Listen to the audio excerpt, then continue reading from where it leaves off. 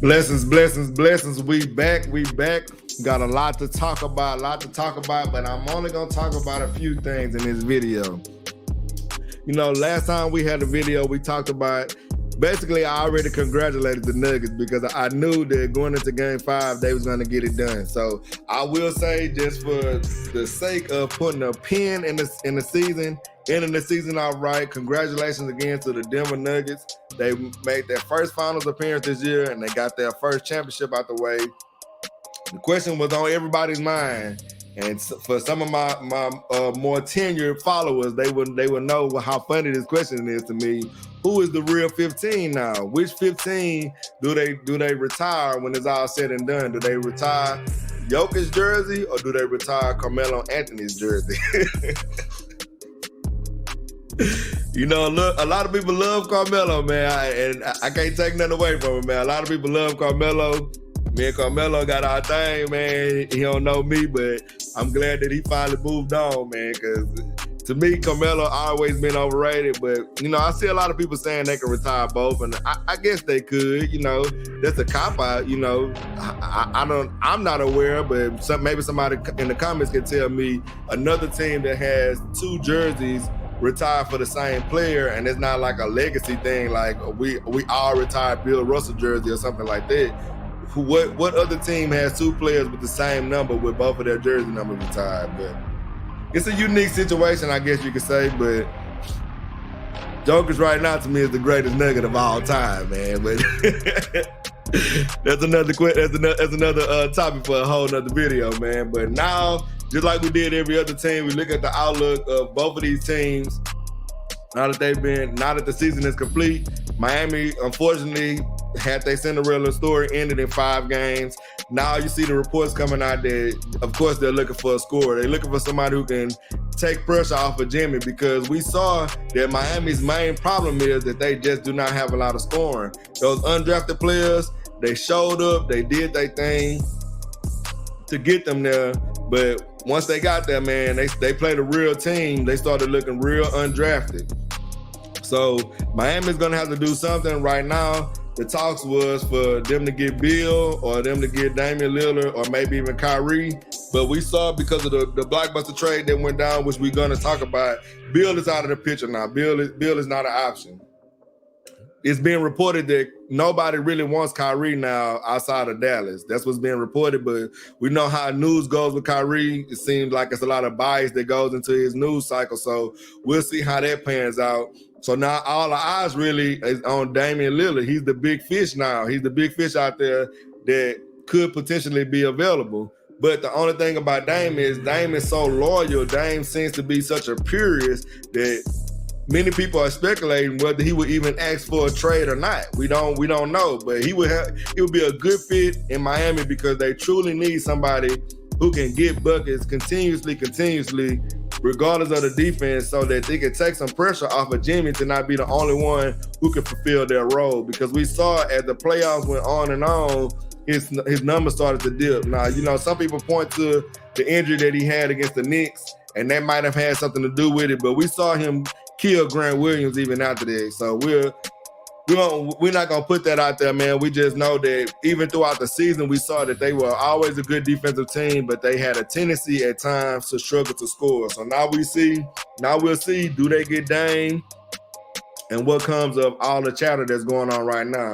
The Denver Nuggets are looking like they're poised to repeat. Most people have them as favorites to repeat. A lot of that is recency bias to me, because it's gonna sound like I'm hating, but I'm still gonna talk about it. I saw it mentioned what people were saying, was this the greatest run of all time? I guess because the Nuggets, this their first championship, their first time making the finals, but I can't. It doesn't make sense to me to be the greatest run of all time. Now I get it. It's a lot of recency bias. A lot of people, when things first happen, of course we gravitate to hyperbole like that, because we just saw the Denver Nuggets go through and dismantle these teams. But I don't see how it's better than the Dallas Mavericks run. If any other run, you could put other runs against it too. But for sure, how is it better than Dallas run? I don't get it. They beat a 7. They beat an 8 seed who everybody probably think is trash. Who they was missing their backup center and Naz Reid. Then they beat the Suns where Chris Paul got injured. It took Durant and Booker. Booker probably missed 4 shots in them 2 wins. It took them both to score 40 for them to get 2 wins. Both of their wins, they both had to go off for 80 points combined, and they were still close wins. Then they played the Lakers, who you know, they was overhyped. Of course, they were still a 7 seed at the end of the day. You know, a lot of people try to say, you know, they after the trade, they was one of the better teams. They was the best defense, this, and that. They still, at the end of the day, was the 7 seed. So then you get to the finals where they faced the Heat, who was another 8 seed, who had no business being there. They had no business being there. They had more than half of their roster is undrafted players. So when you start talking about runs and comparing runs, I know eras is different and all of that is different, but I don't see how it can be compared to Dallas' run for number 1. I won't even mention other runs to try to compare to it, but for sure, just the Mavericks run by itself, it's not better than that run. Jokic and them didn't even play. Did they play any first-team All-NBA players? I don't think they played nobody that was first-team All-NBA on their route to winning the championship. I can't give them that over the Mavericks. And I think a lot of people, because they are putting so much weight into this as one of the best runs, that's why they have them lined up to repeat. Now, I think they have a strong chance, of course, because they have a great team. They have a great coach. They have one, I guess, like KG said, the most humblest superstar of all time, if that's even the right way to say it. Jokic don't care about nothing, boy. That boy won a championship and still was badly smiling, boy. That boy said, "No, none of this means nothing to me, man. I'm just out here because this is my job. Nobody like their job in the world."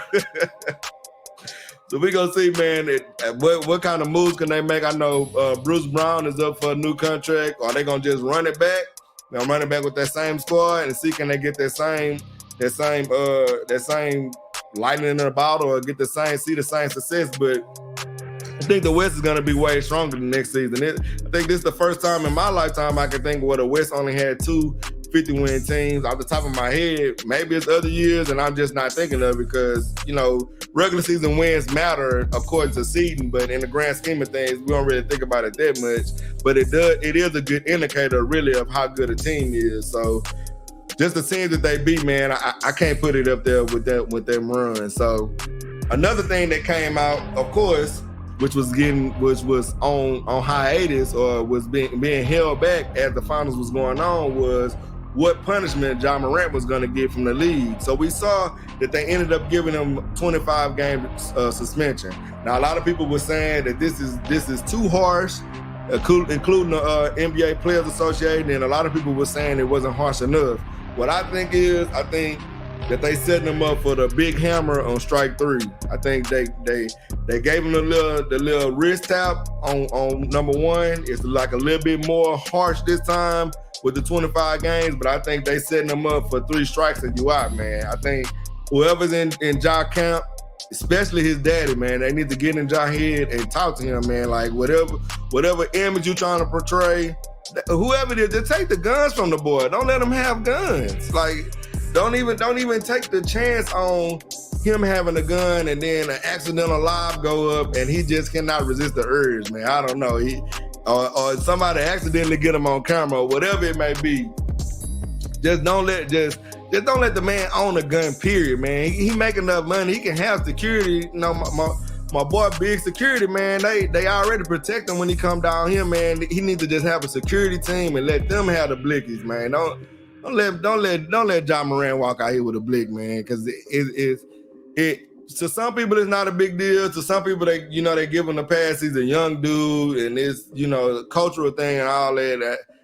If the NBA saying it's wrong, it's wrong. It might not be illegal and all that, but if his job is saying it's wrong, he's getting punished for it. Let's nip it in the bud, man. Just take all the guns out the man's house, man. Don't let him have no gun. I hope Ja get it together, man, because Ja's an exciting player, man. Of course, he's one of the future faces of the league. They was already kind of priming him for him to be one of them. So we'll see, man. We'll see if he can get it together, man, and he can get his life to be back only on basketball so he can continue to be the great player that he is. So another thing that's going on is, no, I'm not about to talk about Zion, but Zion is tripping 100%. The blockbuster trade that was just announced, Bradley Beal is going to Phoenix for Chris Paul and a bag of chips. They traded Chris Paul, Landry Shamet, and a bunch of second-round picks and some pick swaps, a bunch of stuff that probably we won't know what it's going to amount to in no time soon.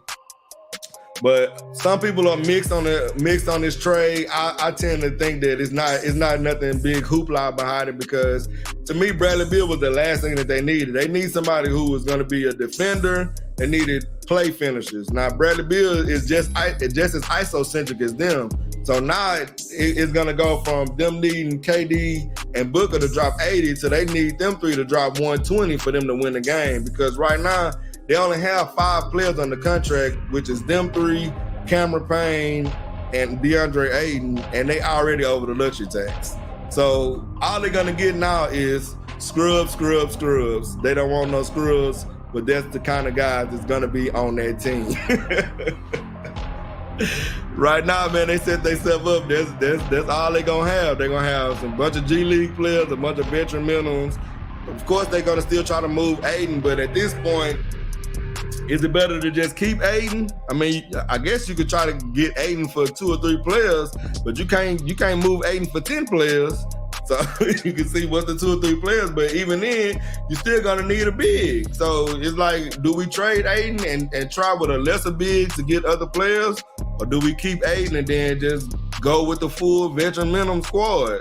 You know, it's gonna be ring chasers that's gonna attach themselves to him, but I don't see the team really being better than it was last year.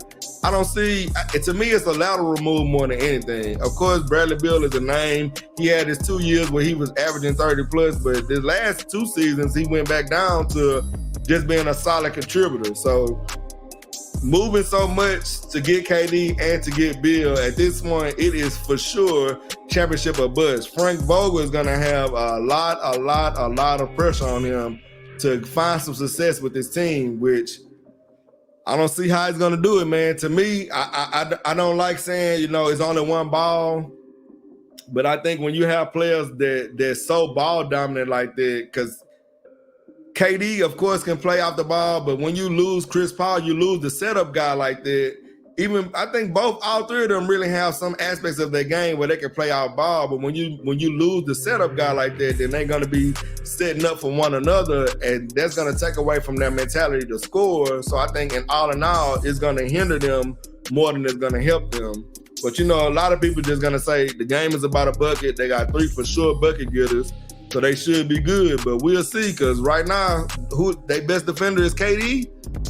You know, they tried to hype Devin Booker to be locked down up at some point, but we know that's not true. But we'll see what they're gonna do. But whoever their GM is, he gonna have to do a lot of aerodynamic trading. He gonna have to be in his secret place with the Lord, trying to figure out how he gonna build out the rest of this roster for them to be competitive, because now all eyes is gonna be on them. Of course, they're gonna be one of the favorites again, because you got KD and you got 2 other good players.